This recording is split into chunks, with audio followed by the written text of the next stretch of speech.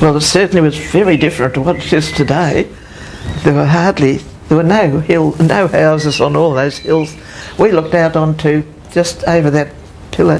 That was a dairy farm, Pointer's dairy farm there, and we could see onto the cemetery. And the hounds were housed up there and used to howl at night. And then over there was nothing built over there at all. All farmland it was. I mean, Lilydale hadn't developed very much at that time. And, well, it's grown so much I can't believe it. But you were asking about the garden, and part of Lilydale's, our sister wouldn't remember, I don't think, an old gardener called John. He was wonderful, and he had a lovely vegetable garden down there, and there were plum trees, and we had plum jam that came out our ears. Tell us about your Aunt Lily and her coming here. Oh, well, all that I know about it is that I've got a letter somewhere at home from the Reverend Mother inviting her to come, asking that her mother would send her in here as a boarder. See, she would have been left school by the time this opened, but she must have come in to do supplementary art or something of that nature. And we've got photos in the paintings in the house, you know, from her that she's done. But see, our family's spread out. My father was born in Lilydale, over there in the flats, in 1866. So he and I have seen the whole of Lilydale, and my family was the first in Wandon, and he was brought there as a baby, so we've seen the whole of Wandon. We're talking about the horse and buggy days. Oh, well, what else was there? Only walking. Nobody could walk that way, so, you know, to come to Mass, it was the horse and chinkum. And that would take an hour, but you had to get out and feed the horse, find the horse first, feed the horse, and then I think I did say to you that I started school in, I think it was February 24, and my father died suddenly in March. And she did it. We came to Mass every Sunday, an hour in, an hour out. And how many years were you here as a boarder, Moira? All my school days, 8 years. That's all the schooling I got. And I'm very thankful to the Mersey nuns. But this photo was mine, and that's my grandfather there at the opening of the church. And my other parents would be there, but I don't know which ones they are, but that was that. But, well, it's got a fairly good history there, I think. I got it out the other night to look at it. I couldn't go to bed. Reading about all the old friends and families and the whole thing. And this is where all the music exams were. The music exams were all outside testers from the London College of Music, I think, and we'd all have to wait in fear and trembling over there, and we'd be called one by one and do the exams in here, and that's where I did my music exams. That's really the main part. It was just used as a parlour, and mainly, well, Mother Gertrude's in the first place. She sort of reigned in here. But the school was so small, so different in those days. There was just that parlour, and there was a wonderful old priest. Father Byrne was the parish priest in the parish, and he used to walk up that hill every morning for 7:30 Mass, I think it was, and then he'd have breakfast in there with Reverend Mother. And there was one parlour next to it, and I think it was a sort of a phone room. If we had phones in those days, I don't know that we did. I mean, I am going back, aren't I? Moira, Leonie has got the certificates that you received when you completed your education here. I seem to have seen those before. Did I give them to you? Yes. Oh, look at the writing. Open the day certainly with prayers. We'd head all our work in the exercise books were headed AMDG, all for the greater glory of God. And that was to direct us where we were working. Did you ever hear that before? Yes. Yes. Then we'd do history, geography, British history mainly. I don't think we did very much Australian history. Arithmetic and algebra. Yes. There were no lay teachers at all. Must have been about 15 in the community then. Two of the original pioneer ones who were retired. And then there was the Reverend Mother, and Sister Ursula was in charge of the boarders. And there were only 3 schoolrooms in a separate building up on top of the hill there. Sister Madeline did grades 1 to 4. Mother Columba did 5, 6 and 7.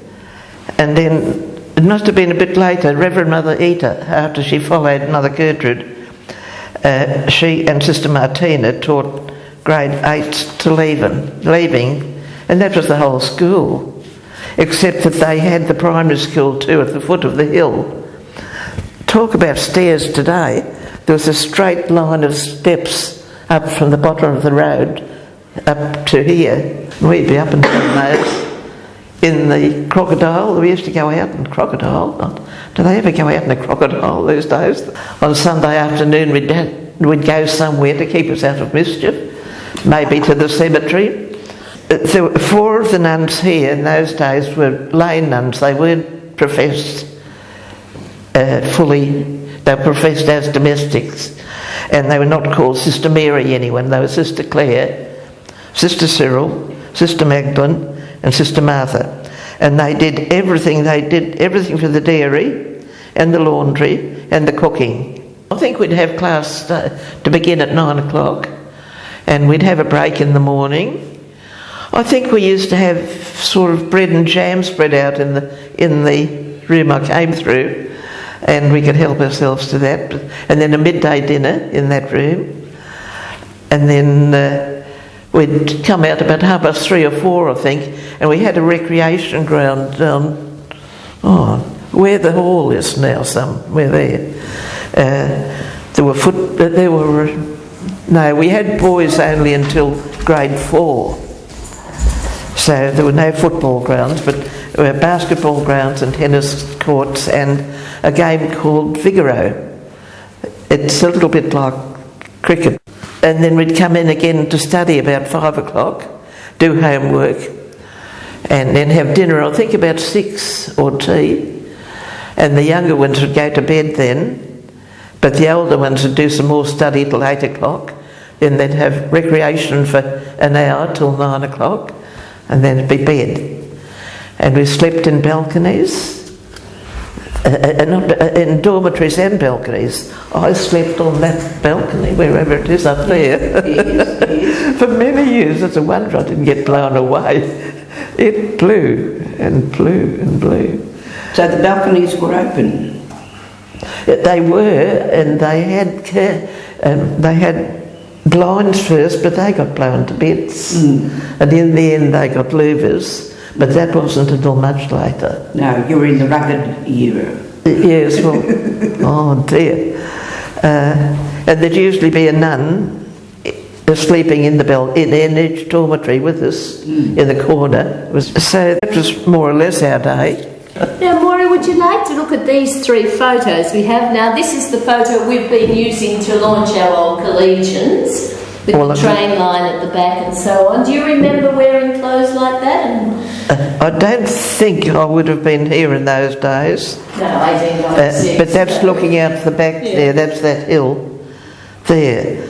The story was that there was a haunted house up there, so we never went near it. But the girls and the boys, there was only one girl, the family there, it was a big dairy. There was Barbara's Selman family, and the 3 boys, they all came to school here. From there, they were not Catholics, but they all came up to school here. But this would have been after my time, I think. I don't ever remember us dressing in that way. What about the Grotto? Can you tell us a little bit about the Grotto? Oh, I do remember the Grotto. Don't have that anymore. Oh, I know where it was, but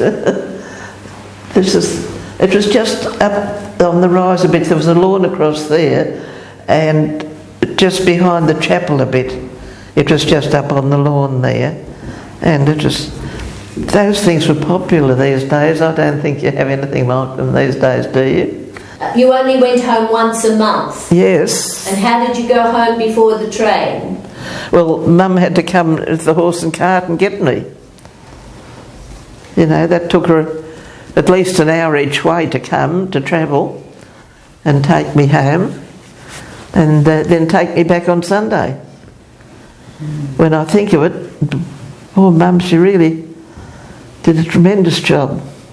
What uniform did you have, Moira? A navy tunic and a white blouse, and a navy blazer, I think. I can't quite remember that. And I was trying to think of the hats, but I can't remember quite. But the band there went on the hats, and I can't remember. We never had summer uniforms, I don't think. Moira, I believe this is the band on your hat. Yes, that was very familiar with me. It's faded a bit, but it, you know, we wore those for years. So, and that went on the front of the hat. And this went on the front of the hat. Badge. The badge went on the front of the hat. Yeah, this one here, where the one in white in the light skirt, she became Sister Ursula later. Yeah, that one. She was in charge of the borders when I was here, and very strict she was. And one of the favourite pupils, who was, I don't know why, but they seemed to be a bit of favourites, she slapped Sister Ursula's face one day. Oh dear, we thought it was the end of the world. And she was shut in the broom cupboard, and we wouldn't go anywhere near the broom cupboard for I don't know how long. I can show you where the broom cupboard was too. Oh yes. So you asked about the camp there. Yes. That's a much bigger camp. Yes. And that's all the buildings we had. Look at them. Those would be the cow sheds. Yes. And chooks, of course, we had. Very self-sufficient. I can't tell you who they were, but probably the two, one Sister Claire and Sister Martha. But that's the school uniform that I wore. The tunic with pleats down there and the long sleeve white blouse. Oh, now that's more like it. Yes, I can tell you all those, I think. At the back, I think that would be Ellison Galley. Which way are you going? Back left, yes. Betty Taylor, I think. Mary Mann. Lawler. Janet Lawler. She became... Janet married John Lithgow, who had the hotel at Yarra Glen. Ada Pass. I've forgotten her name. And there's Betty Triado, who slapped Mother's face. That's me on the top left. Top there. Is it? Can we go into that a bit closer, maybe? The top. So This one over here, next to the tall one, there, that's my cousin Mary. Was she a Burgi? Yes, she's a Burgi. She's like myself, she didn't marry, but she's dead now, about 30 years ago. Oh yes, I can remember a lot of those. I think that could be Angelina Sinelli on the left there, the dark-haired one. Yes, it could be. Do you think it could be? It could be, yes. And there's the little boys on the front line. The altar was down there, of course, where you can see, and that door led into the vestry. Father Byrne could get in from the end of the balcony, and he'd vest and come out there. And then Sister can tell me, stalls were around here for the nuns. Reverend Mother right there kept an eye on everything, and I think my memory is right. I believe that the nuns, to come into the chapel, they had trains on their habits, and they'd hook them up there, everywhere else, but when they came into the chapel, you know, like a bride does, they'd unhook it, and here there wasn't much room for them because all the pupils were in the seats in the middle here, Well, you know, at communion time, there'd be Yards of trains, material. Yards of material. and trains you didn't fall over or something. But I mean, it was every morning at 7:30. I don't remember too much of that. Poor old Father Byrne. We didn't have a bath. We had a bath once a week, I think. Yes. In the bath, there's one section that would have been a dormitory. Perhaps it had, I think, 6 bathrooms in it. And then next to that there was I suppose they'd call it a washroom. We had cabinets all around the room. We'd each have a cabinet for our own personal bits and pieces, and a basin.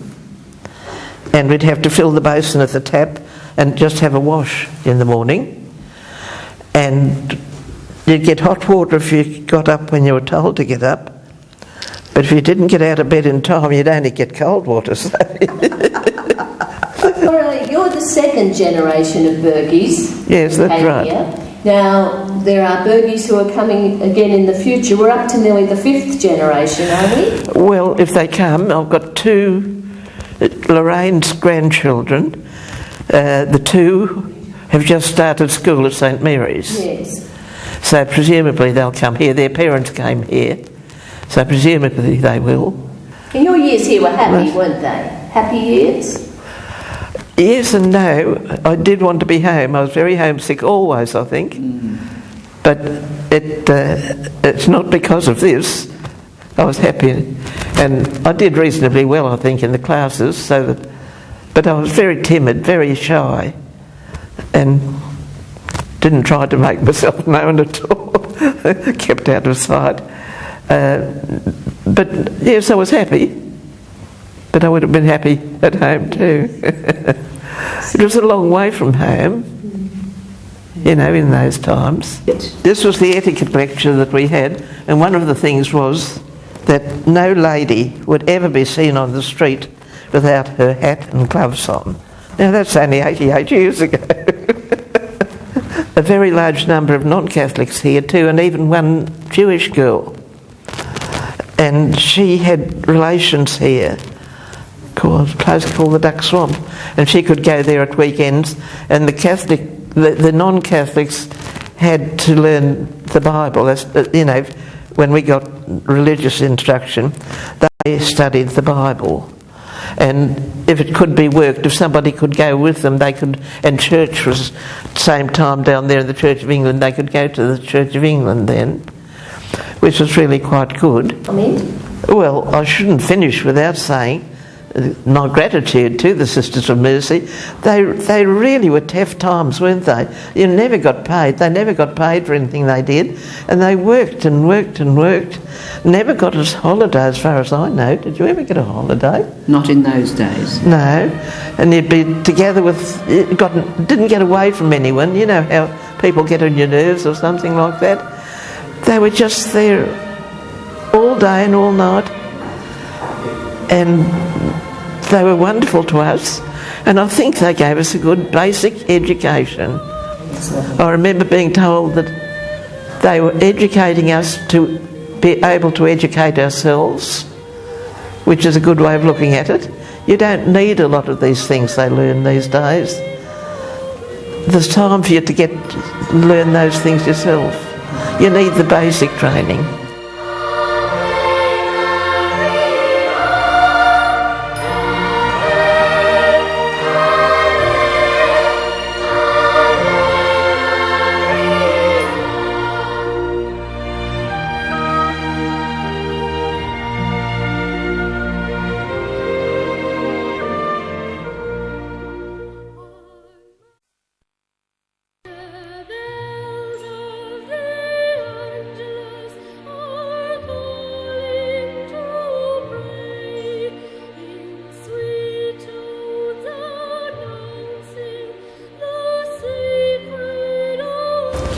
Well, it certainly was very different to what it is today.